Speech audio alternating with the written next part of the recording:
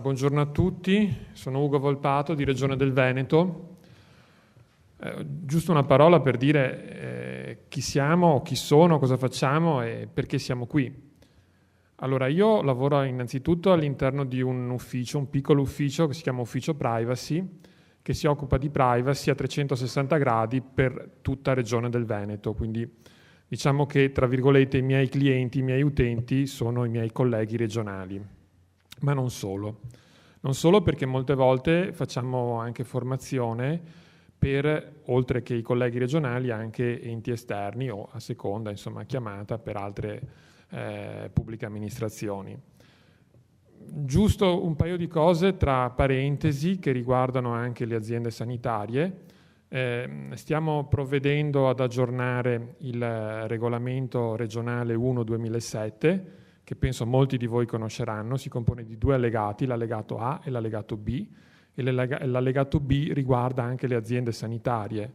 E domani ci sarà l'ultimo incontro del gruppo interregionale privacy a cui partecipo per la conclusione dell'aggiornamento dello schema tipo, che poi verrà presentato al garante della privacy per il parere, e poi dovremo approvare in Consiglio regionale, o se approveranno il nuovo statuto avremo uno dei primi regolamenti di giunta.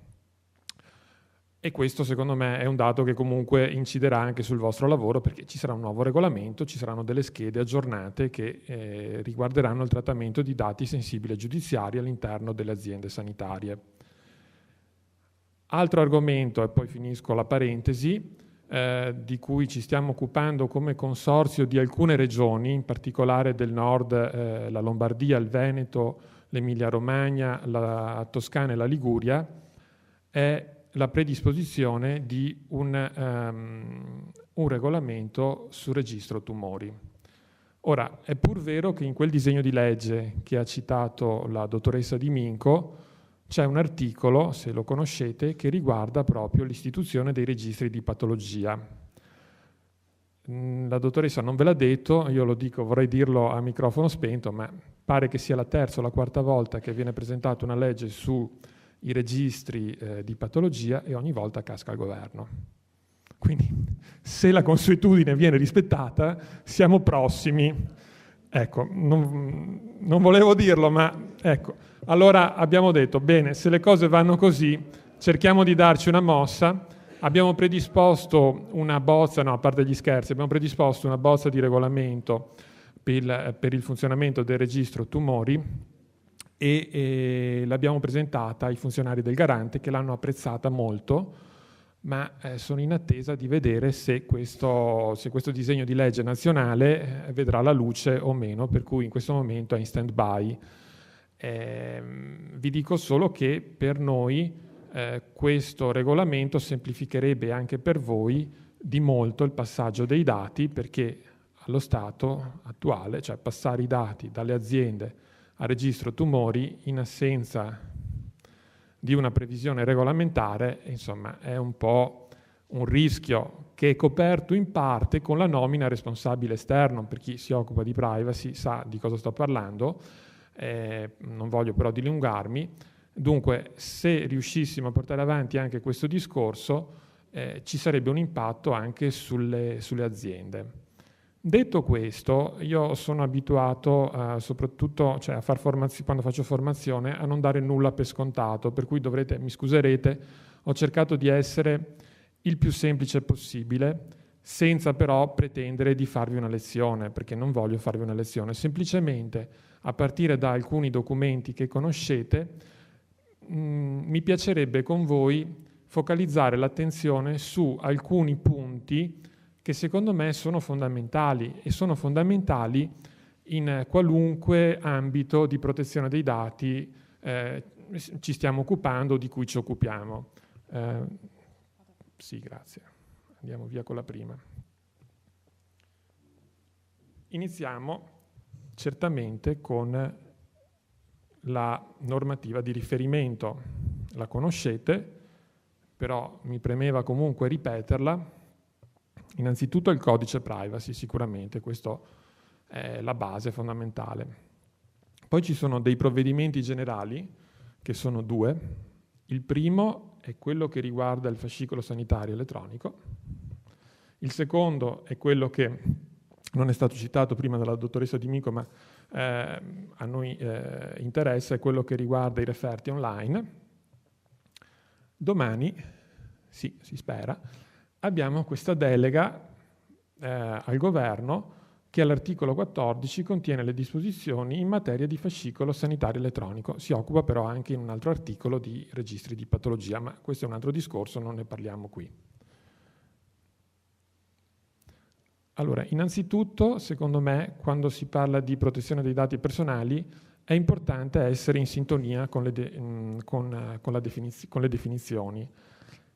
E qui mi premeva ricordarne 3, giusto per essere in linea.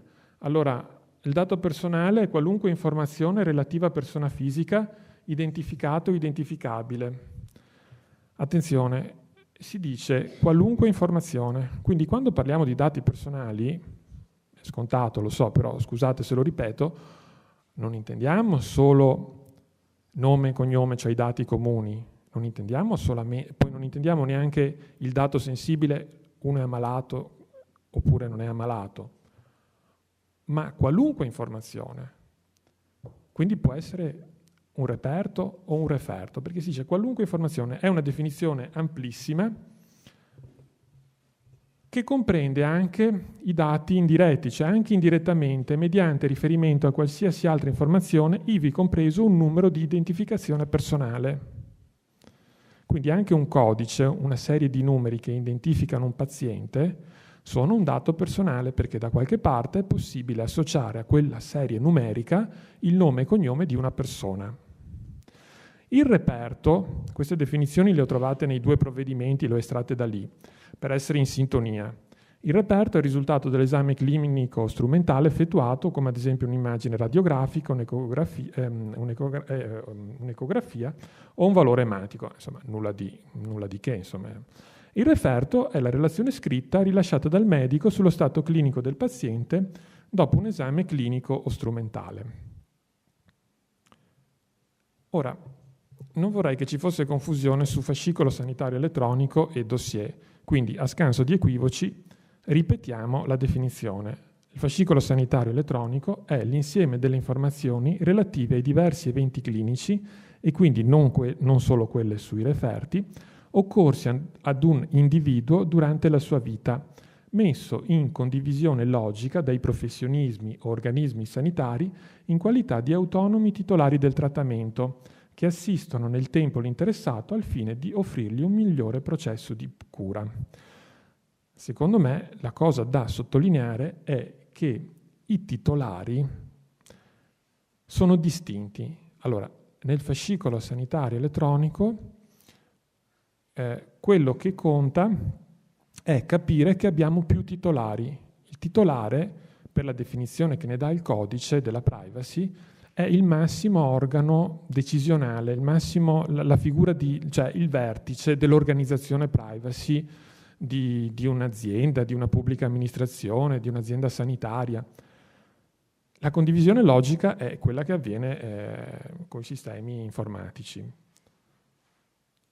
Il dossier sanitario, invece, è l'archivio costituito presso un organismo sanitario in qualità di unico titolare del trattamento. Ad esempio un ospedale o clinica privata al cui interno operano più professionisti.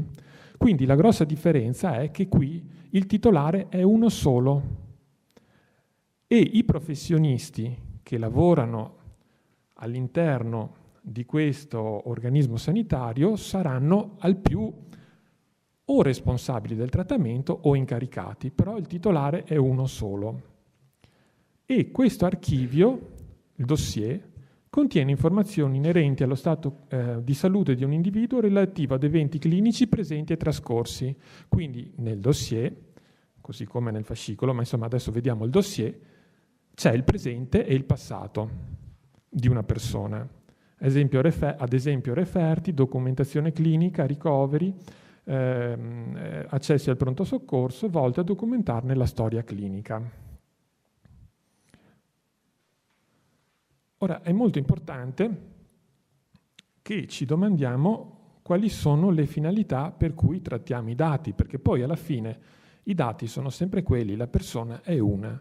E avete sentito prima la presentazione della dottoressa Di Minco, che era tagliata più sulla parte di, o comunque secondo me ha evidenziato molto bene, la necessità di avere i dati per fare poi programmazione, per fare gestione.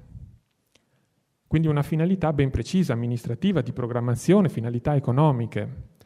Ma per far questo non occorre sapere il nome e cognome della persona.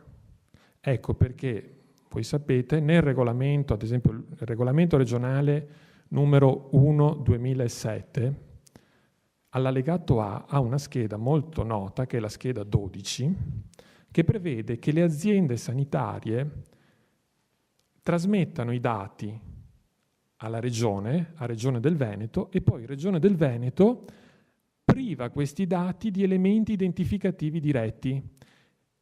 E così, con questi dati privati di elementi identificativi diretti, i miei colleghi possono fare programmazione o gestione, quindi possono attuare le finalità amministrative, perché non hanno necessità di vedere il nome e cognome della persona per fare programmazione.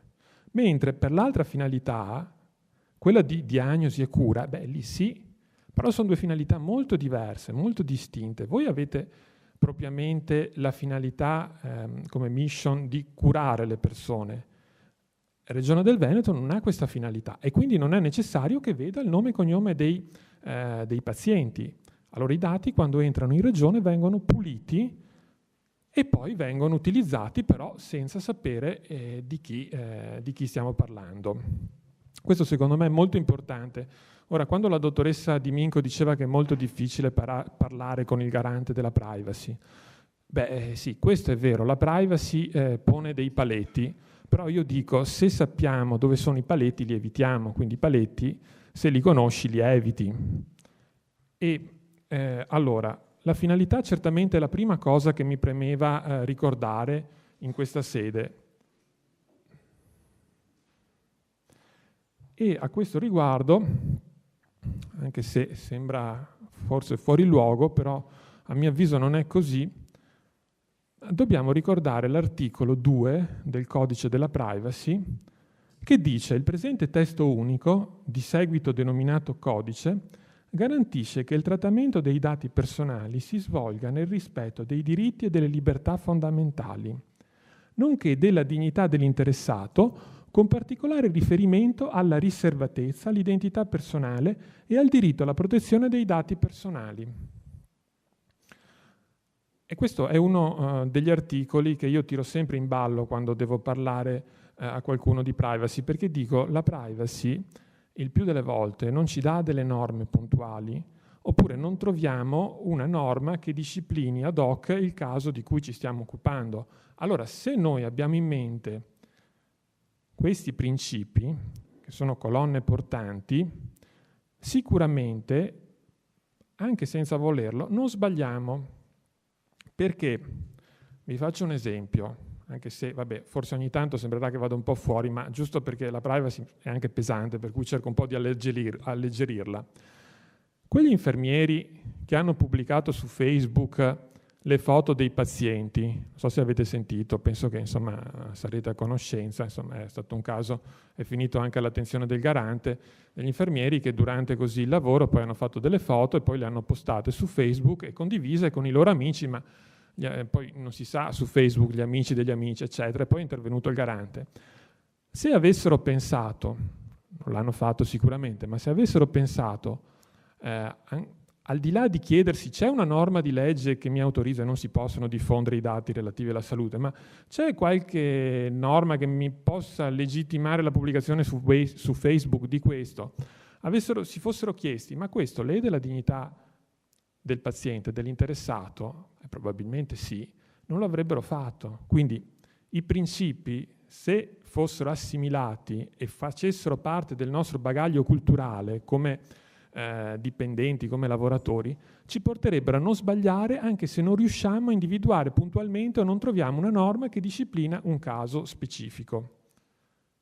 Poi un altro articolo che vi riguarda, l'articolo 76, gli esercenti le professioni sanitarie e organismi sanitari pubblici.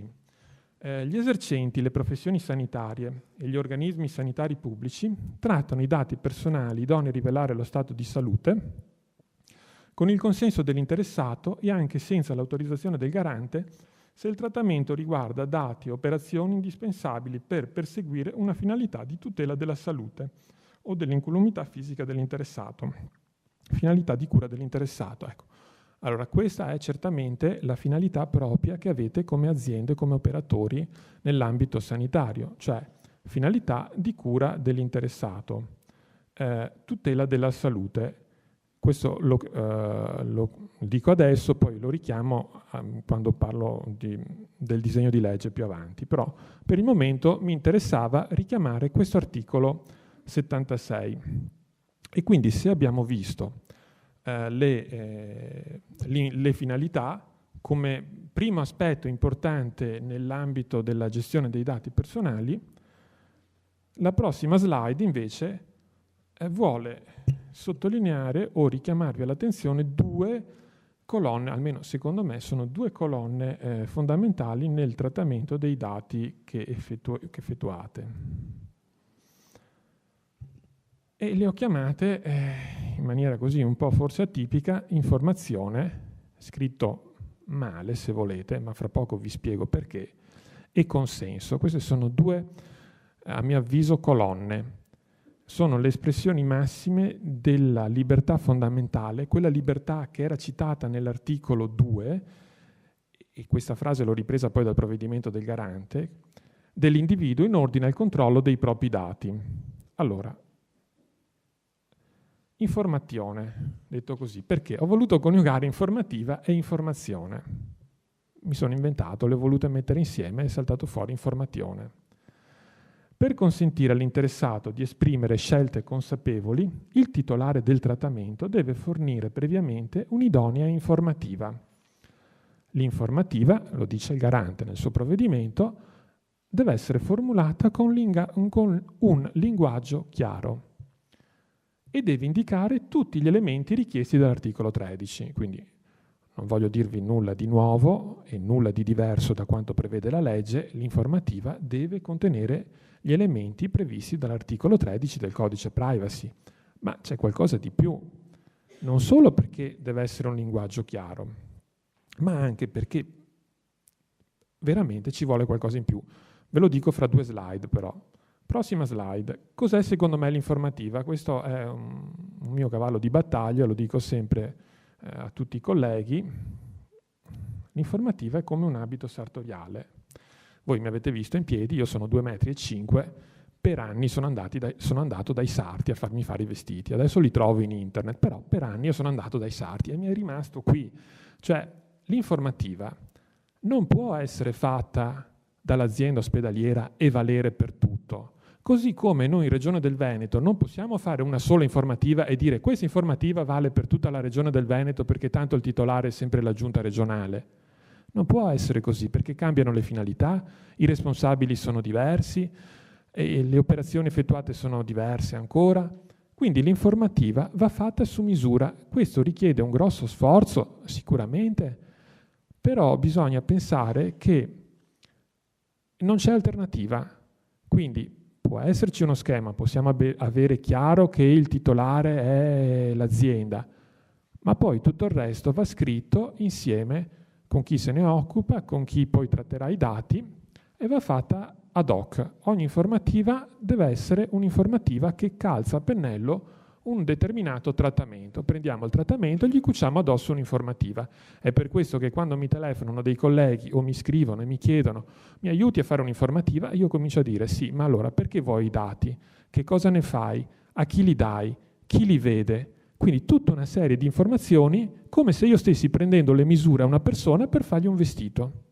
Allo stesso modo, un'informativa, il mio concetto, quello che vorrei trasmettervi, così come lo trasmetto ai miei colleghi, è va fatta su misura. Andiamo avanti. Con qualcosa in più. Mi è piaciuto tantissimo quello che è stato scritto sul censimento, cioè la tua privacy è al sicuro, poi non si legge, lo leggo male pure io, scusate, da qui. Ma comunque c'è scritto, al di là degli obblighi di legge, in 85 anni di attività l'Istat non è mai venuto meno al rispetto della riservatezza. Una frase del genere, al di là dell'informativa, a me piace tantissimo, perché ci dice la serietà di un trattamento di dati. 85 anni non è mai successo nulla.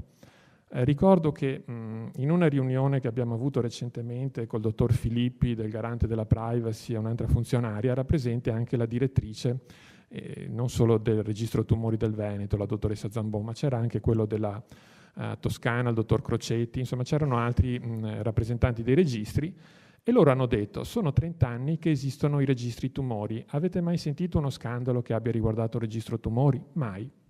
Ecco, questo secondo me è serietà, cioè passa il tempo ma non succede nulla, non ci sono incidenti che riguardano la protezione dei dati, non ci sono incidenti che riguardano la sicurezza dei dati. Questo è qualcosa in più. Noi diamo con queste informazioni una garanzia, una sicurezza al cittadino che sappiamo trattare i suoi dati, che siamo seri quando trattiamo i suoi dati, che non siamo dei fannulloni, cioè diamo un messaggio forte secondo me, e però il messaggio va dato se c'è la sostanza, perché sennò alla fine è autolesionismo, cioè dobbiamo essere anche veramente formati, cioè in grado di mantenere quello che diciamo, quello che promettiamo. L'altra colonna, questa è informazione, poi c'è il consenso. Del consenso poi ne parlerà la mia collega Marina Brattina, ma io anticipo solo qualcosa. All'interessato deve essere consentito di scegliere in piena libertà se far costituire o meno un dossier. Questo è il presente, non il futuro, questo è il presente, quello che c'è oggi alla luce del provvedimento del Garante della Privacy, con le informazioni sanitarie che lo riguardano, garantendogli anche la possibilità che i dati sanitari restino disponibili solo al professionista o organismo sanitario che li ha redatti senza la loro necessaria inclusione in tali strumenti. La libertà è il principio di autodeterminazione dell'interessato che deve poter scegliere, cioè deve avere il controllo dei suoi dati e quindi può decidere se far confluire o meno, se far costituire o meno un fascicolo sanitario, un dossier. Allora io dico, se il consenso è così importante, allora il consenso sia, cioè specifico, informato e autonomo. In questo senso dico consenso sia. Specifico perché ci vuole un consenso per costituire un dossier sanitario o un fascicolo sanitario elettronico. Informato perché dobbiamo dire chiaro e tondo al cittadino, al paziente, cosa vogliamo fare, e autonomo perché non basta chiedere il consenso al trattamento dei dati per finalità di cura, ma nei provvedimenti del Garante è scritto chiaro e tondo che ci vuole un ulteriore consenso autonomo, quindi non quello per curare la persona, per cui si presenta uno al pronto soccorso e dobbiamo curarlo, gli chiediamo, se non è incosciente, gli chiediamo se ci dà il consenso. Ma per fare il fascicolo sanitario elettronico ci vuole un consenso autonomo, quindi ulteriore. Allora, consenso sì, consenso no. L'interessato deve avere possibilità di manifestare di volta in volta una volontà contraria, quindi deve essere libero di decidere di non far di non far confluire nel fascicolo sanitario o nel dossier qualche informazione che lo riguarda, quindi qualche reperto o qualche referto. E difficoltà che poi penseranno i colleghi dell'informatica a risolvere con l'oscuramento dell'oscuramento, perché il medico di base, la MMG, non deve andare magari autorizzato, col consenso dunque, a vedere questo fascicolo e scoprire che il suo paziente ha fatto un esame e che però lui non riesce a vederlo, quindi oscuramento dell'oscuramento. Se volete è un po' una logica perversa, siamo proprio al limite secondo me del patologico per quanto riguarda la protezione dei dati, però l'ha detto il Garante e quindi io credo che dobbiamo fare quello che ci dice il Garante.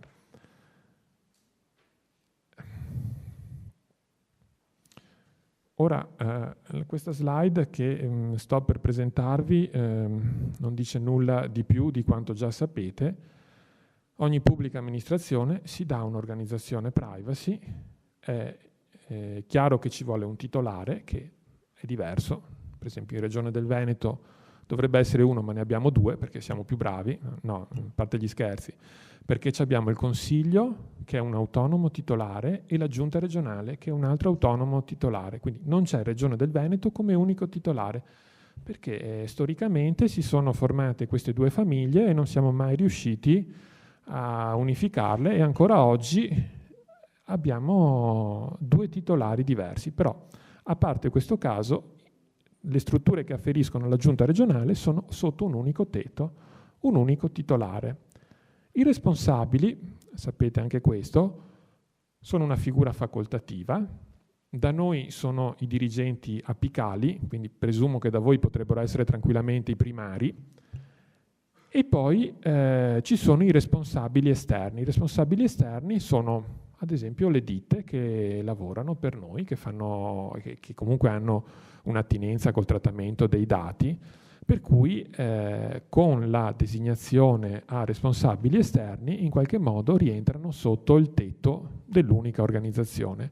E alla base chi c'è? Gli incaricati. Ecco, io vorrei ora, alla prossima slide, richiamarvi semplicemente qualche dettaglio sugli incaricati, almeno per come la vedo io, ma penso che valga anche per voi. Gli incaricati sono le persone fisiche, quindi solo persone fisiche e non persone giuridiche, autorizzate per iscritto a compiere operazioni di trattamento attenendosi alle istruzioni impartite dal titolare o dal responsabile. Possono essere nominate anche dal responsabile se il titolare dà questa facoltà al responsabile.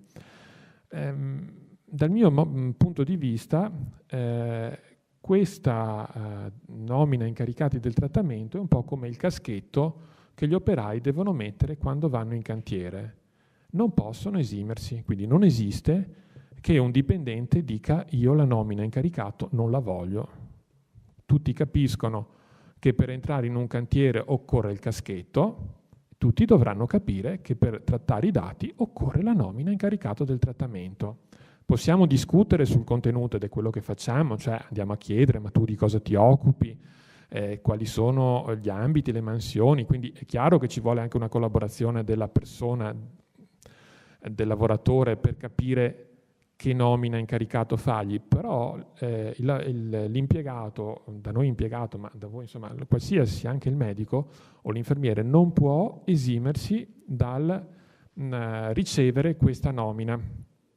Inoltre c'è anche l'altro aspetto, c'è l'altro aspetto, il rovescio della medaglia, è anche una sicurezza, quindi è un obbligo, non possono sottrarsi alla nomina incaricati del trattamento, ma nello stesso tempo è una garanzia. Io lo dico sempre ai miei colleghi, se vi attenete alle istruzioni che sono indicate nella nomina, state tranquilli, perché nessuno può dirvi hai fatto qualcosa che non dovevi fare o hai sbagliato, perché tu dici io ho fatto semplicemente quello per cui sono stato incaricato. C'è poi la riga sotto, io l'accenno ma non mi soffermo. Allora, gli incaricati devono essere adeguatamente edotti, e questa parola edotti la dice il garante in particolar modo nel provvedimento sui referti online. Quindi occorre fare formazione, è già di per sé un obbligo previsto all'allegato B al codice privacy, alla regola 19.6, fare formazione. Però, qualora ce ne fosse bisogno, il garante in questo provvedimento ci ricorda che devono essere adeguatamente edotti. Autenticati, autorizzati, profilatura, tracciati coi log. Ecco, queste sono tutte cose che io accenno, nomino, però ce ne sarebbe da dire, quindi non voglio andare fuori, mi fermo, no, ancora altre slide, ho quasi finito, portate pazienza, ho quasi finito, però non voglio dire nulla sulla profilatura. È venuta fuori tutto in un colpo. Allora, al lato della designazione degli incaricati è scritto nel provvedimento, io lo riporto e poi sottolineo qualcosa, il titolare o il responsabile devono indicare con chiarezza l'ambito delle operazioni consentite, operando in particolare le opportune distinzioni tra personale con funzioni amministrative e quello con funzioni sanitarie, avendo cura di specificare se gli stessi abbiano solo la possibilità di consultare il fascicolo dossier o anche di integrarlo e modificarlo. Anche qui, come nel caso dell'informativa, bisogna mettersi a tavolino e decidere e fare un lavoro di adeguamento, è un problema organizzativo, di adeguamento alla situazione concreta.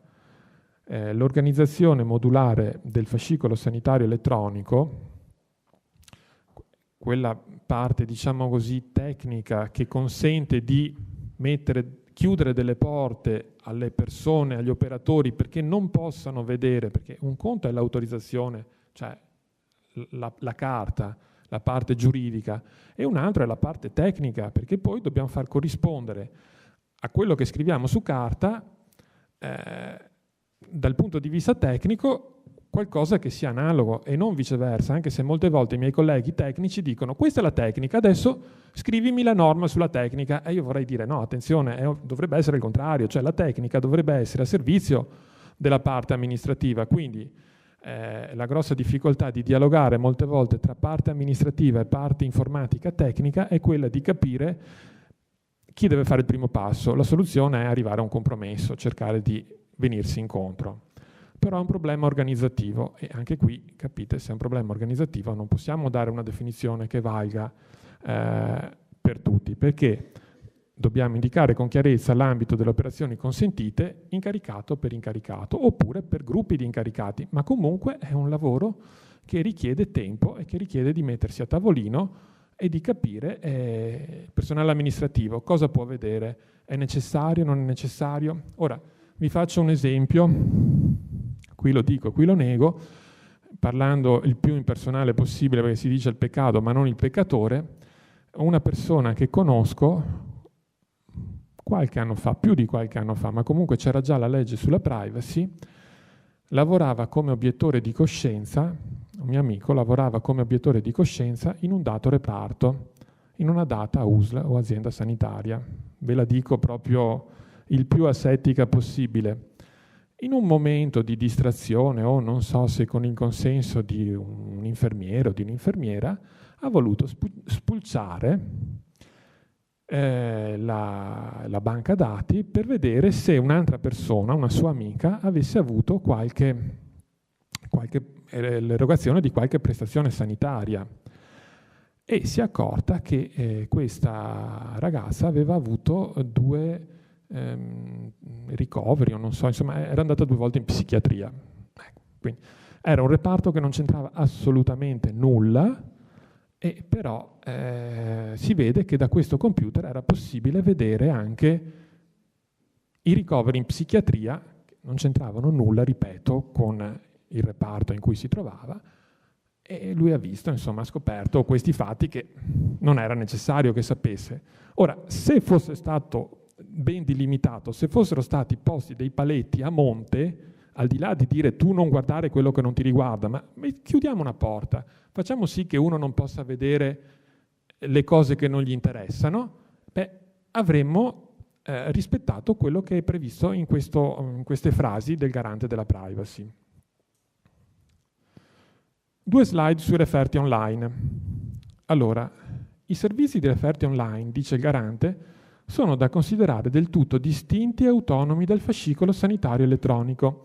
Tali servizi devono essere considerati facoltativi per l'interessato, ovvero offerti con modalità tali da rendere possibile a quest'ultimo di poter comunque scegliere di ritirare il referto in formato cartaceo. Quindi i servizi di referti online, secondo quello che dice il garante, devono comunque rimanere facoltativi, cioè l'interessato deve comunque poter scegliere di continuare ad andare a ritirarsi il suo referto in formato cartaceo. E poi c'è un'altra cosa, un altro punto che mi ha colpito del provvedimento sui referti online del garante. Cioè il garante dice è permesso inoltre offrire un servizio aggiuntivo consistente nella possibilità di archiviare presso la struttura sanitaria tutti i referti effettuati nei laboratori della stessa, consultabile online dall'interessato, previa specifica informativa e autonomo consenso. Questo ci vuole sempre. Tali archivi, raccogliendo tutti i referti effettuati nel tempo dall'interessato ed essendo realizzati presso un organismo sanitario in qualità di unico titolare del trattamento, ad esempio laboratorio di analisi, clinica privata, ricadono nella definizione di dossier sanitario. Ciostante, dice il garante, il titolare del trattamento che intenda offrire all'interessato la possibilità di raccogliere i referti in tali archivi deve tenere conto delle garanzie anche di sicurezza individuate nel citato provvedimento per i dossier sanitari, quindi disciplina specifica. Cioè, in questo punto il provvedimento generale sui referti online rinvia all'altro provvedimento, quello sul fascicolo sanitario e dossier sanitari. Però c'è una cosa che secondo me stonava, non so se ve ne accorgete anche voi, magari vi è saltato o vi salta adesso. Se rileggete un attimo, ripensate alla slide precedente, referti online, e questa, c'è un punto che proprio secondo me non ci sta, sono i 45 giorni. Cioè, come conciliamo? Da una parte i referti online, non l'ho detto prima, dovrebbero stare online solo 45 giorni, prima erano 30, poi insomma il garante ha detto no, portiamo a 45 perché insomma mi sembra che ci sono state troppe lamentele, troppo corto il periodo, portiamolo a 45. Dall'altra però, allora, io volevo una conferma, perché non se ne parlava di più in questo provvedimento del garante, e ho trovato una conferma in un altro strumento molto semplice, che sicuramente conoscete, del garante, quindi autorevole, che è un fascicolo che qui ho un po' stirato, che si chiama e-privacy, penso che l'avrete visto, è un vademecum che il garante ha preparato per i cittadini e secondo me è molto importante. Io consiglierei di tenere molto in conto questi fascicoli, perché sono fascicoli divulgativi scritti in maniera chiara che il cittadino può prendere in mano e poi può dirvi, ma scusate, nel fascicolo del garante c'è scritto così, perché fate colà? Quindi io direi che è sempre opportuno conoscere questi fascicoli. In questo fascicolo, per stare all'argomento che vi dicevo dei 45 giorni, ho estrapolato dei punti e il garante dice: l'assistito dovrà dare il suo consenso sulla base di un'informativa chiara e trasparente.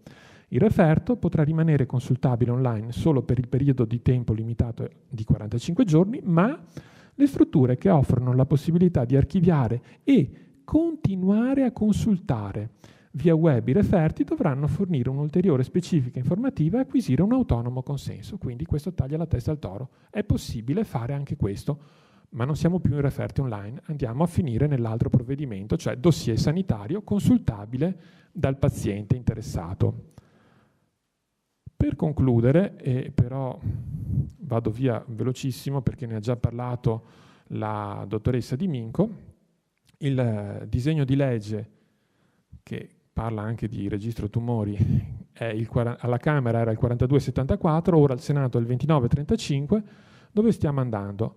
Beh, molto semplicemente, le regioni, la FSE sarà, dico sarà, non è, perché la legge dice ma io preferisco dire sarà istituito dalle regioni, sarà alimentato in maniera continuativa dai soggetti che prendono in cura l'assistito. Quindi non è possibile che il cittadino dica no, io non voglio che i miei dati vadano nel fascicolo sanitario elettronico, andranno comunque a finire nel fascicolo sanitario elettronico. Le finalità saranno diverse naturalmente, per quelle di programmazione i dati dovranno essere privati di elementi identificativi diretti, per quelli di cura invece domani come oggi la consultazione dei dati e dei documenti presenti nell'FSE per le finalità di prevenzione, diagnosi e cura potrà essere realizzata soltanto col consenso dell'assistito, quindi l'alimentazione sarà continuativa, obbligatoria, ma la consultazione da parte dei diversi titolari avverrà solo previo consenso dell'assistito. Ho finito.